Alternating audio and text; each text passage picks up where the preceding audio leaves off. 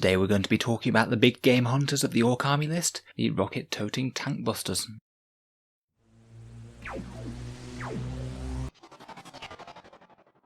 Hello and welcome back to Auspex Tactics, the strategy-focused 40k channel, where we're all about getting the most out of our miniatures on the tabletop. Today we're back for another Orc unit datasheet review. We've been going through the Orc Codex one datasheet at a time, and seeing how we can get the most out of each unit on the table. Today is the turn of the Tankbustas, so in this video we'll be taking a look at their datasheet, any obvious rules, buffs or synergies, and how I would personally use them in game.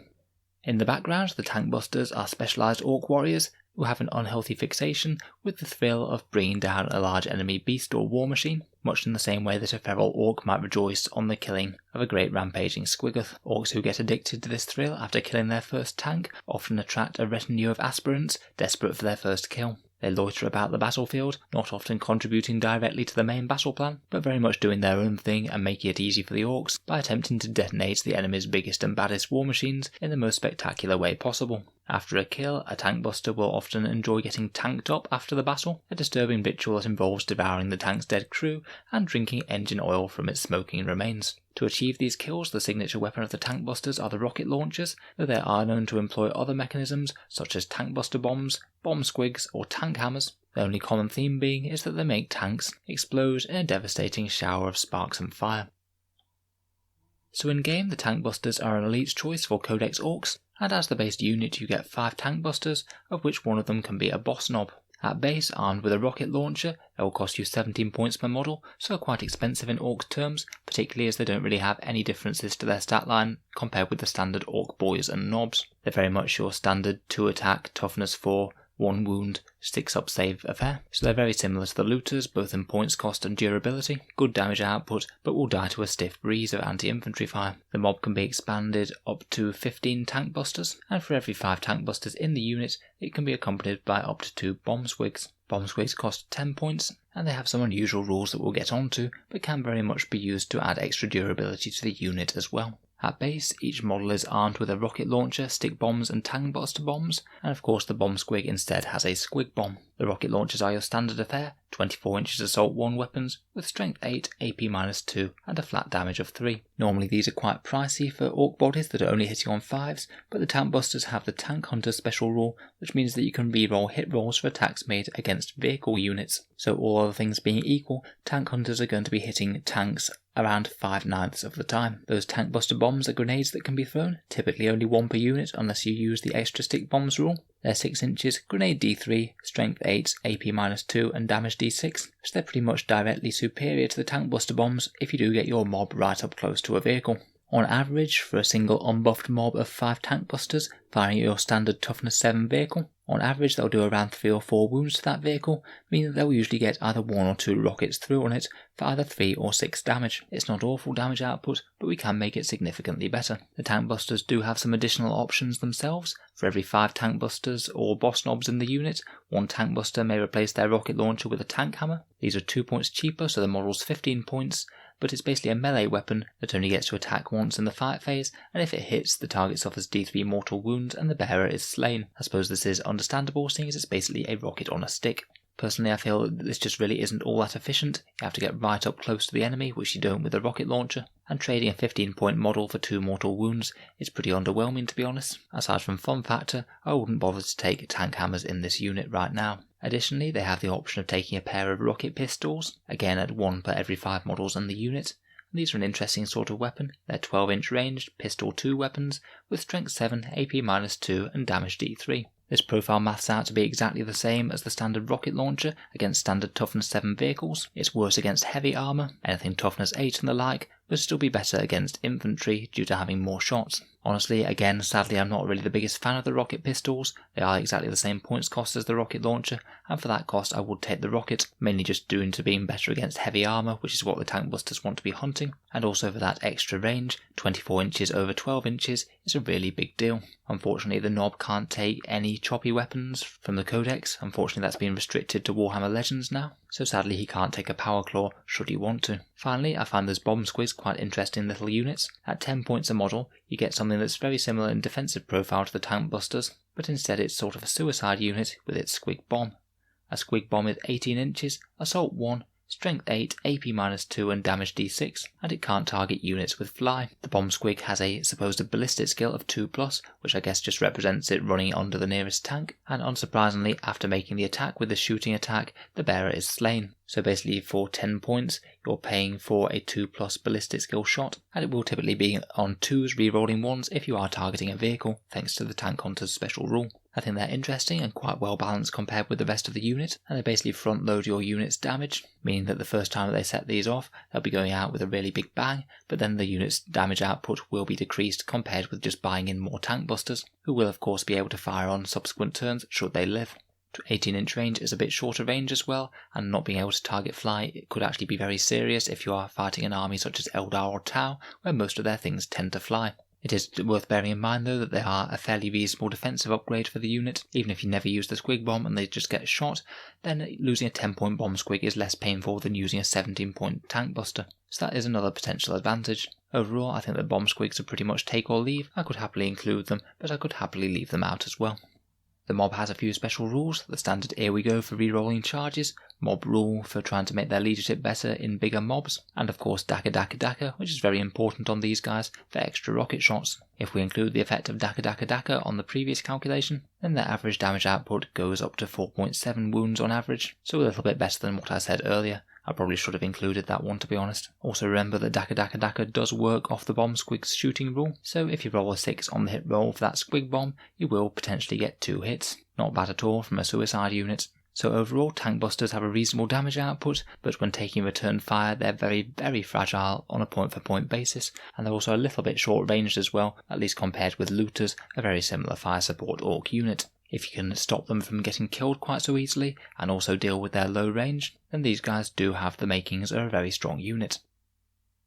So let's talk about how we can address those issues and any other buffs in the Ork decks. First of all, of course, we have clan choice, and a few of them are unsurprisingly particularly stand out. Bad Moon's Armed to the Teeth is a really good one for the Tankbusters. Against non-vehicles, which you will have to fire at sometimes, they'll get to reroll 1s in the shooting phase for extra damage output. But more importantly, they access their stratagem, which is showing off, which can allow the Bad Moon's Tankbusters to shoot twice for just 2 command points. On a big unit of Tankbusters, say if you're taking aim at an Imperial Knight, 15 of them will typically do around about 8 wounds to it on average, so naturally for 2 command points you could double that up and they'll do around about 16 wounds to an Imperial Knight on average. Having the power to trade 2 command points for 8 wounds of Dead Knight is really quite good, and makes them a solid choice in a Bad Moon's list. Other decent ones include Death Skulls, mainly for their single reroll wound rolls, which will be very relevant, but they can also reroll damage results of bad squig bomb rolls, and hit rolls as well if you're not firing against tanks.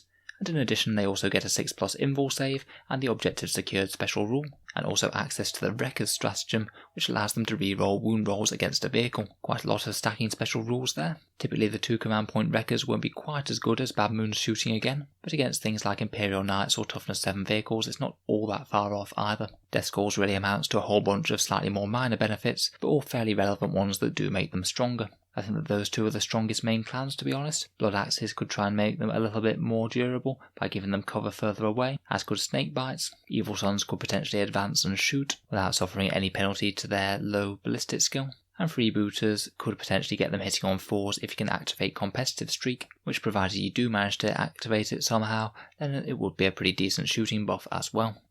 In terms of the specialist mobs, the Tankbusters pretty much have one all of their own in the Boon Boys. They have Blow It Up clan subculture, as one to the strength and AP of rocket weapons and Tankbuster bombs. So your rocket pistols will be strength 8 AP -3, which actually does a lot for them against heavy armour. Your standard rocket launchers will be strength 9 AP -3, as will those dreaded Tankbuster bombs. This is a really solid flat shooting upgrade to the unit if you didn't want to invest any points in stratagems to make them hit harder. Say if there were 15 of them taking aim at a Lehman Russ tank, typically without this buff you'd be getting about 8 wounds on it, but with Boom Boys that goes up to a whopping around about 14. Basically any target that either toughness 8 or has a 3+ save and no invul save will take considerably more damage against Boom Boys Tankbusters. This could get even more scary if you did manage to get the extra stick bomb stratagem off on them, as pretty much nothing in the game is going to want 10 D3, strength 9, AP -3, damage D6 Tankbuster bombs to the face. Whether you're a big durable tank or a heavy infantry unit.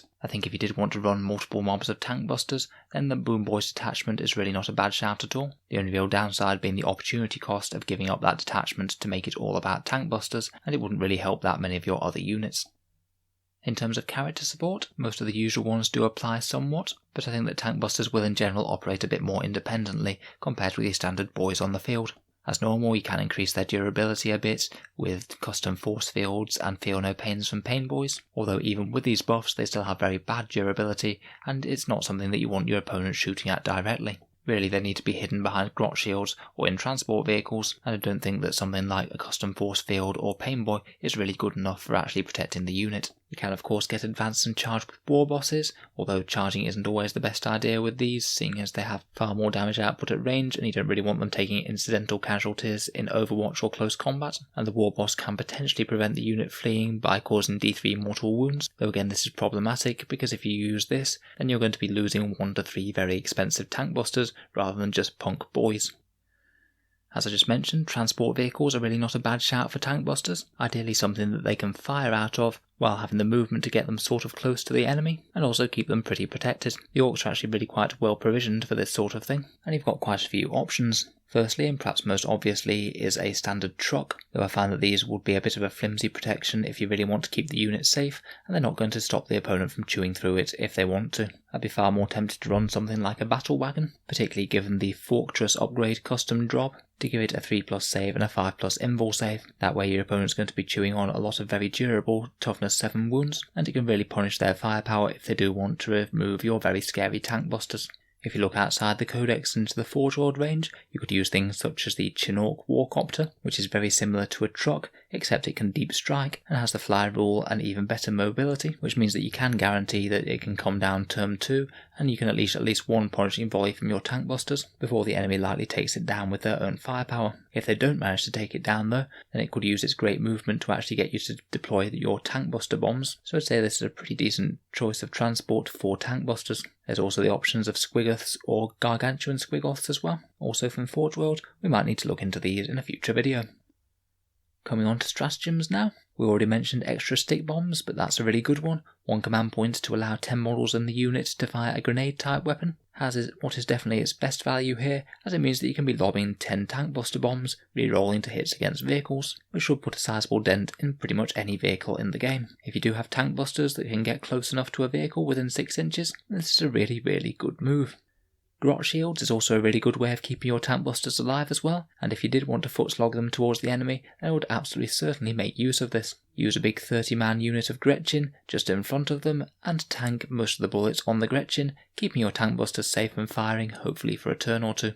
Mordaka, the 2 command points, potentially has more use on the Tankbusters than most places, as it synergizes very well with their full rerolls to hit. Basically, if they're getting extra shots on 5s and 6s through Daka, and they're rerolling everything that isn't a 5 or 6 thanks to their innate rerolls, then it stands to reason that you're going to get more 5s and 6s. It is a little bit pricey, and it still does give you only something like a 27% damage increase, but particularly if you're combining it with other stratagems, such as showing off, or just need every single bit of damage output out of your Tankbusters, then this is a very good shout.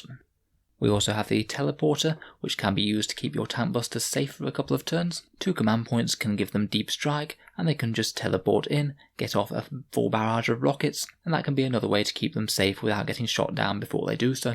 Maybe if you either coordinated with some good terrain placement, you could then keep them safe, or maybe teleport them in behind a big unit of Gretchin. Finally, we did already mention it, but things like Wreckage from the Death Skulls and Showing Off from Bad Moons are excellent value on Tankbusters. So how would I personally use Tankbusters in-game? For me, I'm afraid I'm just not very convinced by either the rocket pistols or tank hammer, so I'd just take the units pretty much stock as is, and try and take quite a large unit, pretty much all armed with rockets, maybe a few squig bombs as well if I was feeling generous. My first choice for a way to run the Tankbusters would be in a transport vehicle of some sort, either in a battle wagon with the Fortress upgrade with the custom job, or with a 10-man squad in a Chinook Warcopter deep striking in. I'd want to run them either as Bad Moons, Death Skulls, or Boom Boys, and if I was using multiple units, then I'd certainly think about getting a detachment if I didn't have one of those already in the list. If I was using them in a battle wagon, I'd want to start somewhere reasonably close to the front of the deployment zone to stop the enemy just running away and outranging it, and then I just want to hover at maximal rocket range, opening fire, or if the enemy was really trying to rush up and they were getting very close, you could potentially think about doing a bit of a counter-attack, jumping them out and using extra stick bombs for a whole load of Tankbuster bombs thrown in the enemy's face. I think that Tankbusters are really one of the units where you could invest a whole load of command points to get a ton more firepower if you had them spare. Depending on what detachment I was playing, I'd certainly think about combining more Dagger with Showing Off to shoot again, or Death Scores Wreckers to really amp up their damage outputs to extremes if we are fighting a list with plenty of vehicles. If we did go a bit nuts and both use the Bad Moons Showing Off and more Dagger for a total of 4 command points, then a full 15-man mob that's just got out of a battle wagon would do a slightly crazy average of 33 wounds to your standard toughness 7 vehicles, so has the potential to cave in an entire advancing enemy tank line if it rolls very well. Obviously pricey in command points, but you get a crazy ton of damage out of it if you put the investment in on a big unit of them. If your transport's engaged in close combat, then potentially they can just get out the other side of the transport, and that doesn't actually count as the squad itself having fallen back, as it hasn't made a fallback move, it's just got out of a vehicle. The vehicle can then fall back to safety, and your Tankbusters can be ready to unload on whatever tagged them in close combat. If you're not using transport vehicles, then if I was starting them on the board, I'd think about using line of sight blocking terrain or a hefty unit of Gretchen, or both, to stop them dying for the first turn or two. So hopefully you can get through a few decent barrages of rockets. Otherwise you could certainly think about using teleports to jump them in on turn 2, or maybe even be a bit crazy and use something like Da Jump to port them across the battlefield and get in range, perhaps for a really valuable enemy vehicle that needs to be dead turn 1. Overall, I think that Tankbusters are one of the stronger units than the Ork army list, and it's perfectly possible to get a lot of the same synergies that you would out of Looters. In general, I feel that their damage output is better than Looters on the whole. Their main issue over them is just their short range, which makes them a lot less flexible and maybe a bit less take-all-comers. They are going to be underwhelming if you're playing against an enemy horde, but if they're combined with the right protection and a bit of command point investment, can be a really dangerous force if you are playing an army that includes a fair amount of heavy hitters. So let me know your thoughts and opinions on the Tankbusters in the comments down below, particularly if you've seen any combos or synergies that I haven't mentioned in the vid. If you've enjoyed the video, feel free to subscribe to Auspex Tactics for more 40k content every day. And if you'd like to support the channel, I'd just like to mention the Element Games affiliate link I have down in the description below. That one works if you're in the UK, or there's an Amazon one if you're in the USA. Basically, if you click either of these links a short time before ordering any products on their website, whether that's Tankbusters, other 40k units, or indeed anything in terms of Amazon, a small amount goes towards Auspex Tactics while costing you no more at all. So if you were thinking about ordering in some models anytime in the future, this can be a way to help support the channel and keep other videos coming on a purchase that you were going to make anyway. So please consider it if you were thinking about ordering some postal stuff in. In any case, a massive thank you for listening, and I'll hope to see you guys next time.